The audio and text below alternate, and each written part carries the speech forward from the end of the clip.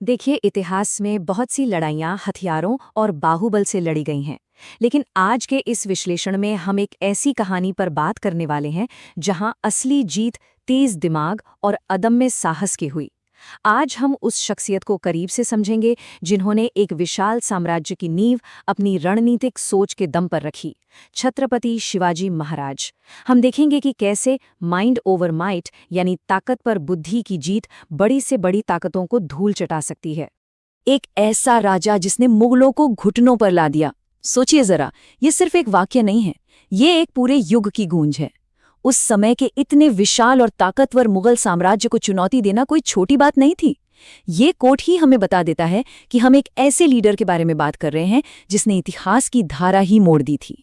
तो चलिए, सबसे पहले बात करते हैं एक महान नायक के निर्माण की।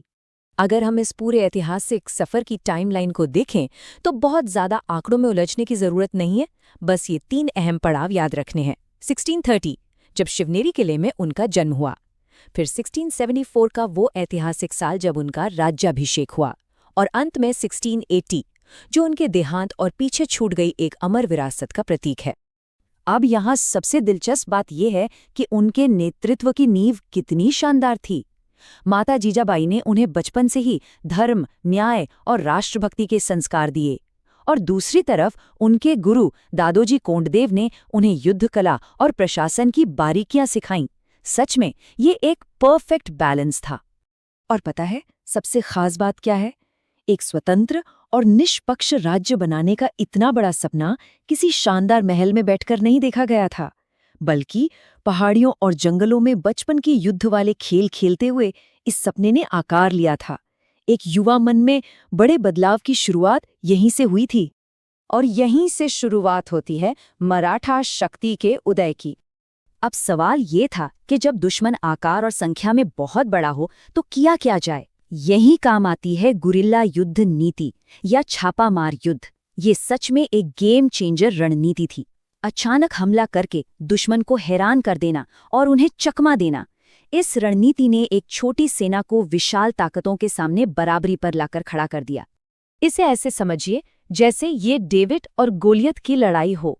एक तरफ छोटी, तेज और बेहद स्मार्ट मराठा सेना, और दूसरी तरफ मुगल और आदिल शाही साम्राज्यों की भारी भरकम पारंपरिक फौज। ये सिर्फ हथियारों की लड़ाई नहीं थी, ये शारीरिक ताकत के खिलाफ तेज बुद्धि की लड़ाई थी। और इस रणनीति का असर भी बहुत जल्द दिखने लगा।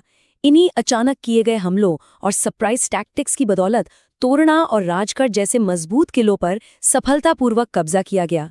ये जीत इस बात का पक्का सबूत थी कि ये नई सोच सच में काम कर रही थी। अब आते हैं उस हिस्से पर जहां विशाल शत्रुओं को मात दी गई। यहां से कहानी में असल रोमांच आता है। द नाइट रेड या रात का हमला। औरंगजेब के ताकतवर सेनापति शाइस्ता खान को चकमा देने के लिए जिस दुस्साहस का परिचय दिया गया वो सच में अकल्पनीय है। रात के अंधेरे में अचानक किया गया वो हमला दुश्मन के हौसले को तोड़ने का एक गजब का मास्टर स्ट्रोक था। लेकिन कहानी में सबसे बड़ा सस्पेंस तब आता है जब बात होती है शांति वार्ता के जाल की। बीजापुर के सेनापति अफजल खान ने कूटनीति का नाटक करते हुए एक बहुत ही घातक धोखे की योजना बनाई थी। जो बाहर से एक साधारण सी शांति बैठक लग रही थी, वो असल में एक बहुत ही चालाकी से बिछाया गया जानलेवा जाल था। पर कहते हैं ना, तैयारी ही सबसे बड़ा बचाव है। यही एंट्री होती है वाघनख की। बाघ के पंजों जैसा दिखने वाला एक गुप्त लोहे का हथियार जिसे एकदम करीब की लड़ाई के लिए डिजाइन किया गया था। इस छुपे हुए हथियार की चालाकी ये बताती है कि विपरीत हालात में बचने के लिए दूरदर्शिता कितनी जरूरी होती है। अफजल खान के इस धोखे को पहले ही समझ लेना और उसी के जाल में उसे मात देना, ये इस बात को पूरी तरह साबित करता है कि तेज दिमाग किसी भी शारीरिक ताकत से कहीं ज्यादा असरदार होता है। बल से ज्यादा बुद्धि की जीत का ये सबसे बेहतरीन उदाहरण है। और इसके बाद आता है सबसे रोमांचक अध्याय, आगरा से महान पलायन। अब यहाँ सोचने वाली बात है, मुगलों के इतने कड़े पहरे वाले और अभेद्य माने जाने वाले आगरा किले से कोई कैदी भला बच कैसे निकला? ये एक ऐसा सवाल है जो किसी को भी हैरत में डाल सकता है। तो आइए इस कमाल की योजना को स्टेप बाय स्टेप समझते हैं। पहला, औरंगजेब द्वारा आगरा किले में नज़रबंद किया जाना। दूसरा, फलों की टोकरियों के अंदर छिपने का वो बेजोड़ आइडिया। और तीसरा, वो ऐतिहासिक और साहसिक पलायन। ये इस बात का सबसे बड़ा सबूत है कि एक खतरनाक स्थिति में भी बुद्धि ने ताकत को पूरी तरह से पछाड़ दिया। अब बात करते हैं अंतिम पड़ाव यानी छत्रपति की अमर विरासत के बारे में। साल 1674।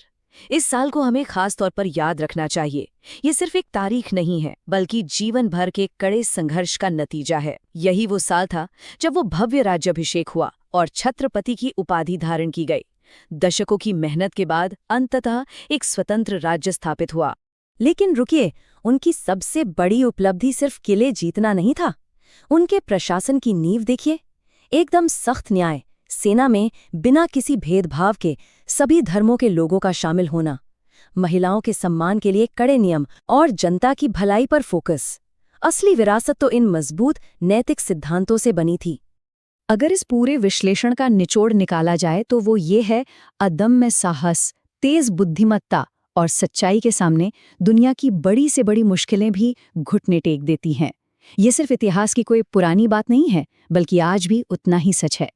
तो जाते जाते एक विचारोत्तेजक सवाल छोड़कर जा रहे हैं। बुद्धि और वीरता की ये ऐतिहासिक जीत आज की हमारी नामुमकिन सी लगने वाली चुनौतियों और आधुनिक लड़ाइयों से लड़ने के लिए हमें कैसे प्रेरित कर सकती है? इतिहास सिर्फ पीछे देखने के लिए नहीं होता, वो आगे बढ़ने का रास्ता भी दिखाता है। इस पर जरूर सोचिए।